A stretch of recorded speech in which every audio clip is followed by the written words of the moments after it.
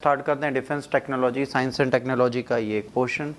Defence technology की जब हम बात करते हैं तो यहाँ पे हमें मिसाइल्स के बारे में सबसे पहले पता होना चाहिए। टाइप्स ऑफ मिसाइल्स क्या हैं, कैसे काम करती हैं, क्या उनकी आइडियोलॉजी है, किस प्रकार से उनको यूज़ किया जाता है, इनके बारे में सबसे पहले पता होना चाहिए कि डिफेंस टेक्नोलॉजी में इनका यूज़ क्या है।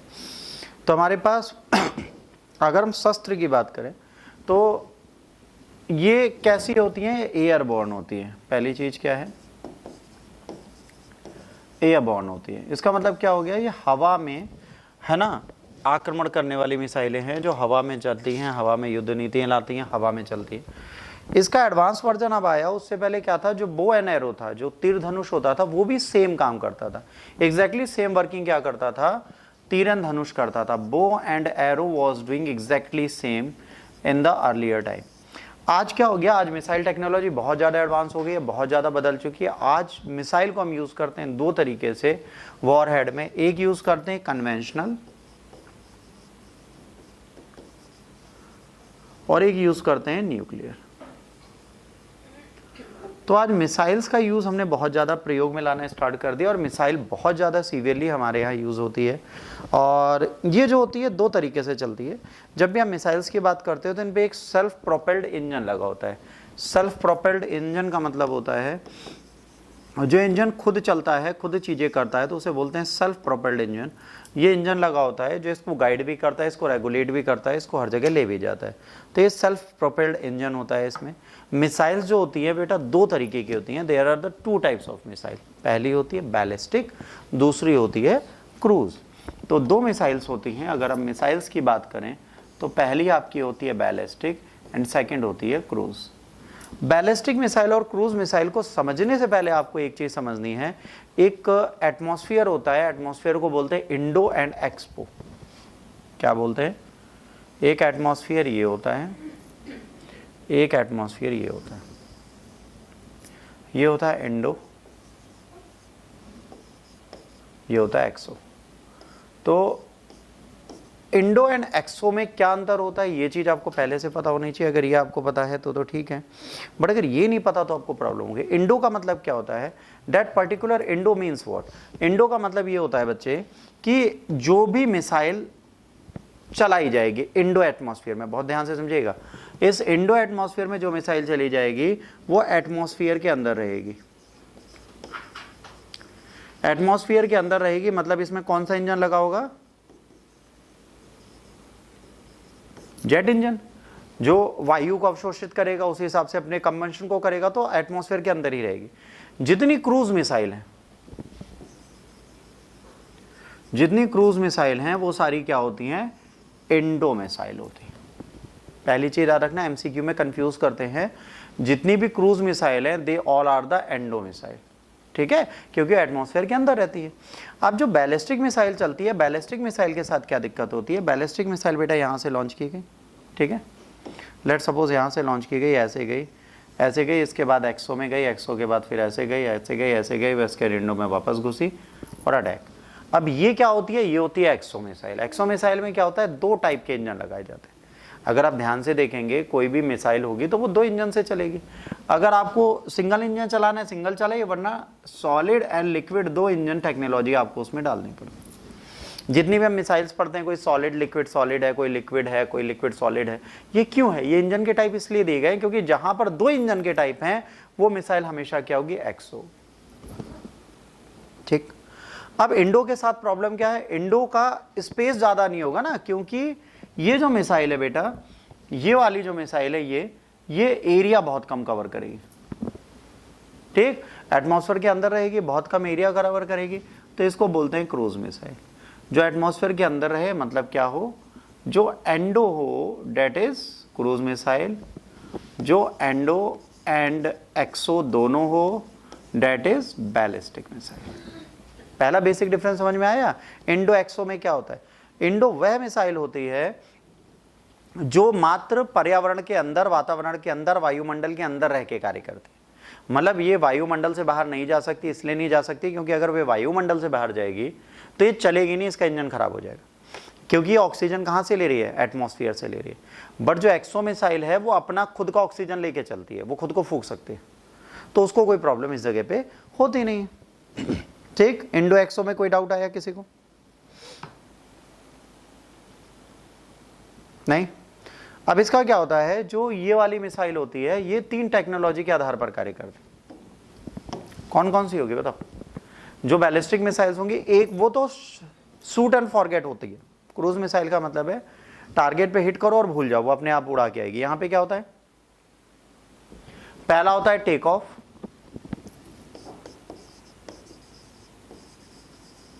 फिर होता है मिड कोर्स, और फिर होता है टर्मिनेशन। इस मिसाइल में ये 3 फीचर्स पाए जाएंगे। पहले, इस बैलिस्टिक मिसाइल को हम टेक ऑफ कराएंगे, ठीक। इसके बाद मिड वे में वो एक्सो में रहेगी। किस में जाएगी? एक्सो में जाएगी। मतलब कहाँ जाएगी? इस एरिया में आएगी। यहाँ से टेक ऑफ होने के बाद वो इस एरिया में घूम रही होगी। इसके बाद जैसे मान लीजिए हमें चाइना जाना है, तो इसका टर्मिनेशन हम चाइना के पास लाके करेंगे यहाँ पे, और इसके बाद इसको अंदर जाके यहाँ पे दबा देंगे। तो टर्मिनेशन का टारगेट डिसाइड होता है, पर टारगेट प्रिसाइज नहीं होता। जितनी भी हमारे वर्ल्ड की बैलिस्टिक मिसाइल्स हैं, उनका टारगेट प्रिसाइज नहीं है कि राजभवन पे ही गिरेगी, नहीं। ये दिल्ली में गिरेगी, ये श्योर है, पर दिल्ली में कहाँ गिरेगी इसकी श्योरिटी आप नहीं ले सकते। तो बहुत ज़्यादा प्रिसाइज नहीं होती बैलिस्टिक मिसाइल, पर बैलिस्टिक मिसाइल डैमेज ज़्यादा करती है, क्योंकि न्यूक्लियर वॉरहेड लेके घूमती हैं और 5-5, 6-6 हज़ार किलोमीटर दूर जा सकती हैं। तो इसलिए बैलिस्टिक मिसाइल हमारे लिए खतरनाक होती है। कैसी बैलिस्टिक मिसाइल है, कौन सी है, उनकी बात हम बाद में करेंगे। पहले बेसिकली समझिए कि इनका जो जर्नी है वो बिल्कुल अलग तरीके से चलती है। सबसे पहले टेक ऑफ करती हैं, ठीक है।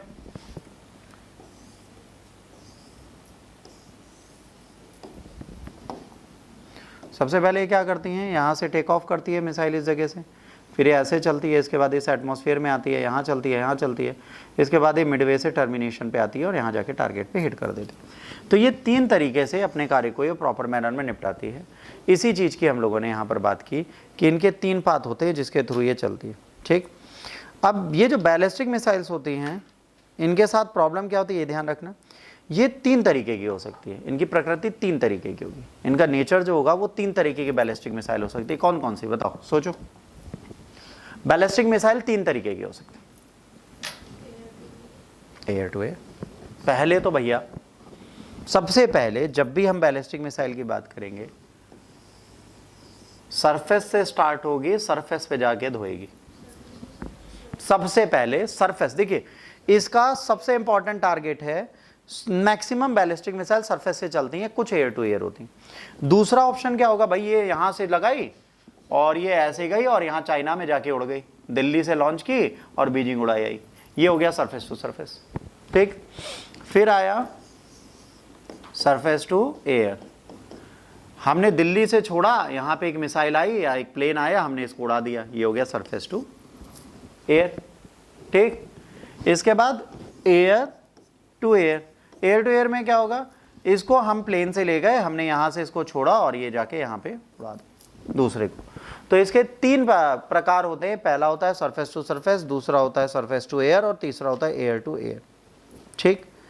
अब ये रेंज में भी होती है भाई, कोई छोटी मिसाइल होगी, कोई बड़ी होगी, कि बहुत ज़्यादा तेज चलेगी, कि बहुत ज़्यादा धीरे चलेगी। तो इसकी रेंज क्या होगी, पहली होगी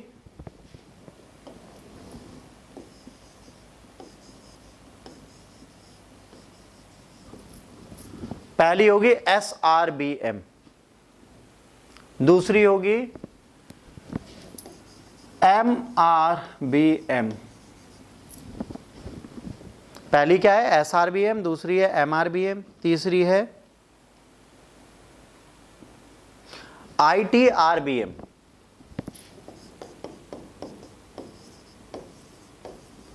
फिर है INRBM। ये 4 तरीके की होती है। पहली होती है शॉर्ट रेंज बैलिस्टिक मिसाइल, सबसे पहली क्या है, शॉर्ट रेंज बैलिस्टिक मिसाइल। दूसरी क्या है, मीडियम रेंज बैलिस्टिक मिसाइल, ठीक। तीसरी क्या है बताइए, इंटरमीडिएट बैलिस्टिक मिसाइल।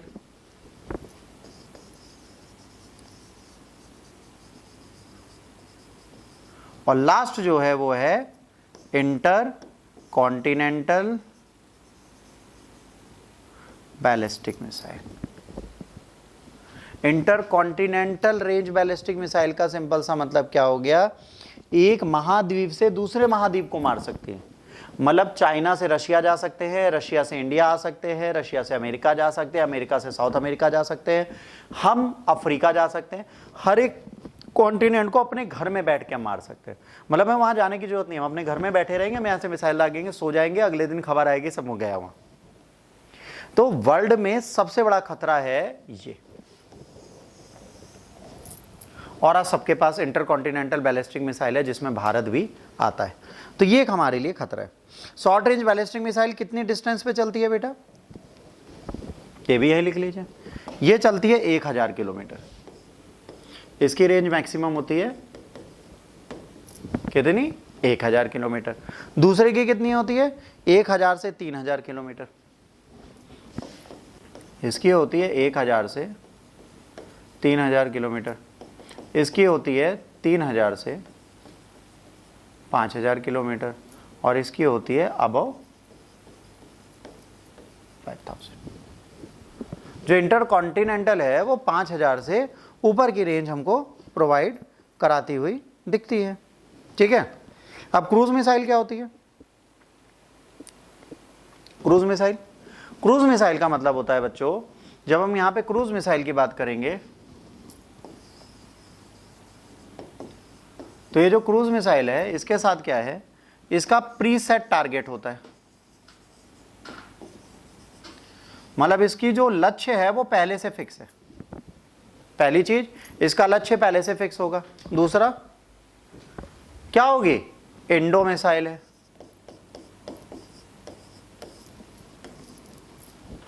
ठीक, एटमॉस्फेयर के अंदर ही रहेगी, एटमॉस्फेयर से बाहर नहीं जाएगी। ठीक है, तो दो चीजें। दूसरा टेरेस्ट्रोरियल टारगेट होता है, मतलब ये जो जब चलती है तो ये बहुत निचली रेंज में फ्लाई करके किसी भी टारगेट को उड़ाती है।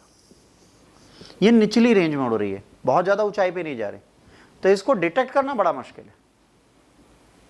अगर आप नॉर्मल रडार जो हमारी बिल्डिंग पे लगे होते हैं, जैसे ये हमारा शहर है और यहाँ पर एक ऐसे रडार लगा है, ये क्या हर चीज मॉनिटर कर रहा है, बड़ी मिसाइल ऐसे उड़ रही है, तो ये रडार इसको कैप्चर ही नहीं करेगा, जाके मार आएगी। तो इसलिए एयरबोर्न थ्रेट के लिए रडार भी अलग अलग होते हैं। तो क्रूज मिसाइल को चेक करने में सबसे बड़ी प्रॉब्लम है, जब एटमॉस्फेयर के पास रहती है तो ये बहुत लोअर एटमॉस्फेयर में भी उड़ सकती है, तो कोई में दिक्कत नहीं होगी। इसीलिए दो तरीके के हमारे पास रडार होते हैं, एक होते हैं एयरबोर्न रडार, दूसरा होता है ग्राउंड बेस्ड रडार। रडार भी हमारे पास दो हैं, एक है एयरबोर्न रडार, दूसरा है ग्राउंड बेस्ड रडार। अब बहुत ध्यान से बताओ कौन सा रडार इनमें से क्रूज मिसाइल को पकड़ेगा। देखो ग्राउंड बेस्ड रडार कुछ ऐसे होगा और ये ऐसे देख रहा होगा, ये ऐसे देख रहा होगा। ठीक, और एयरबोर्न रडार कुछ ऐसे होगा।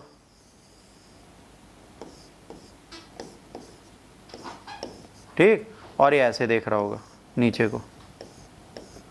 तो कौन सा वाला रडार है जो क्रूज मिसाइल को पकड़ पाएगा और कौन सा बैलिस्टिक मिसाइल को पकड़ पाएगा। सिंपल सा लॉजिक है। अगर आपकी क्रूज में देखो जो बैलिस्टिक मिसाइल है वो हवा से आ रही है ना, ये देख लेगा, बट अगर क्रूज मिसाइल जा रही है तो हमें ये एयरबोर्न रडार की जरूरत पड़ती है। अगर ये रडार हमारे पास नहीं है तो हमें दिक्कत हो जाएगी। अच्छा, एयरबोर्न रडार की प्रॉब्लम क्या है, ये ट्रैवल कर रहा है, एक प्लेन है वो घूम रहा है, उसके ऊपर लगा है, तो ये 24 घंटे पूरे देश को नहीं देख सकता, इसकी एक लिमिट है। मान लो इसकी रेंज है कि ये 200 किलोमीटर देख सकता है, या 280 किलोमीटर देख सकता है, या 360 किलोमीटर देख सकता है, ये 260 डिग्री ही घूम सकता है, तो ये वैसे भी 360 मूवेबल नहीं है, तो एक टेंशन और हमारे सामने आ गई। अगर हम पूरा रोटेट ही नहीं कर रहे तो भी दिक्कत है। तो एयरबोर्न रडार हमारे पास बहुत सारे होंगे तब तो हम थ्रेट को देख पाएंगे, अगर नहीं होंगे तो हमारे पास थ्रेट एग्जिस्टेड बना रहेगा और उससे हमें समस्या आती रहेंगी। ये हमारे साथ दूसरी सबसे बड़ी प्रॉब्लम होती है। इसीलिए कभी भी किसी रडार सिस्टम को बनाते समय ये ध्यान देने की जरूरत होती है कि रडार हमारे लिए काम करेगा कि नहीं करेगा। अब इसको कैसे समझ सकते हैं, इसको ऐसे समझ सकते हैं।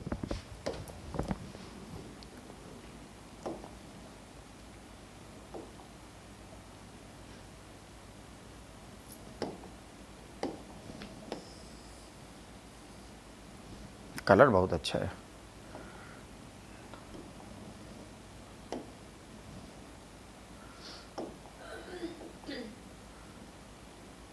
हाँ ठीक ठीक ठीक, जो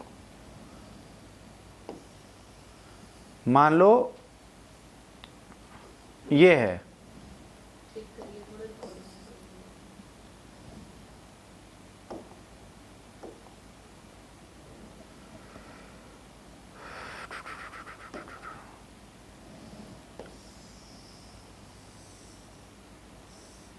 दिख रहा है, मान लो ये।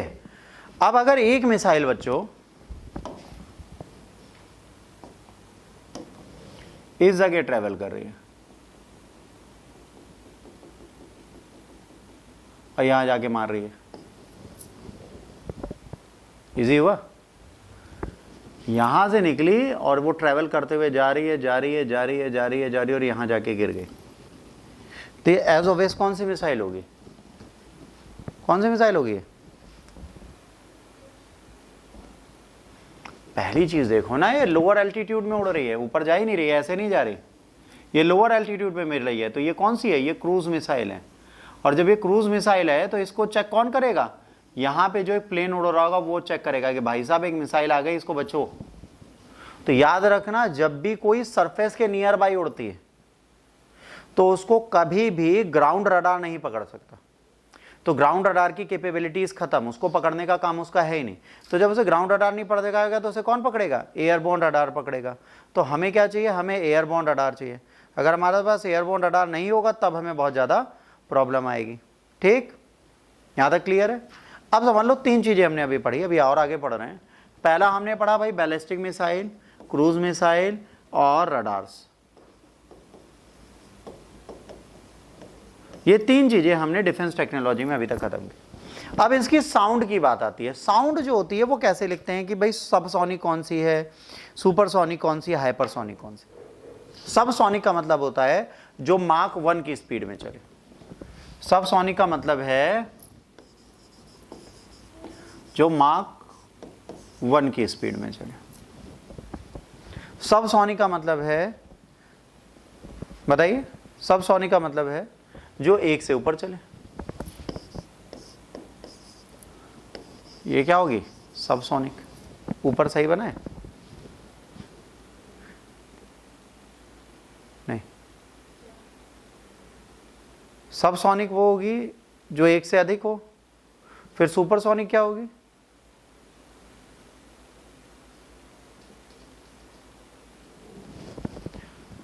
इसकी स्पीड होगी, जो सबसोनिक होगा उसकी स्पीड होगी साउंड से नीचे, है ना, 1 से ऊपर नहीं जा सकती।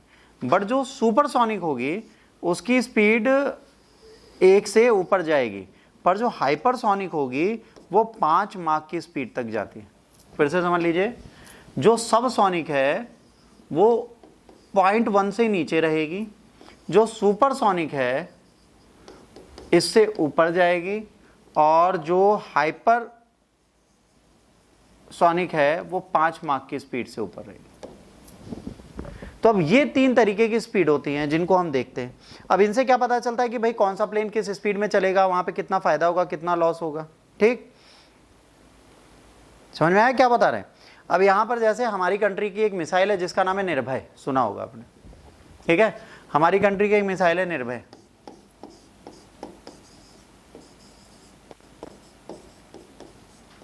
अब लेट सपोज यहां से कोई मिसाइल आ रही है, ऐसे आई और ये यहां आ गई, हमको पता चला, हमने निर्भय दागी और इसको मार दिया, तो ठीक है। नहीं मार पाए तो फिर हम मरेंगे, इससे ज़्यादा क्या होगा भाई? या तो मारो या मरो। जब युद्ध होता है तो युद्ध में 2 ही चीज़ें होती हैं,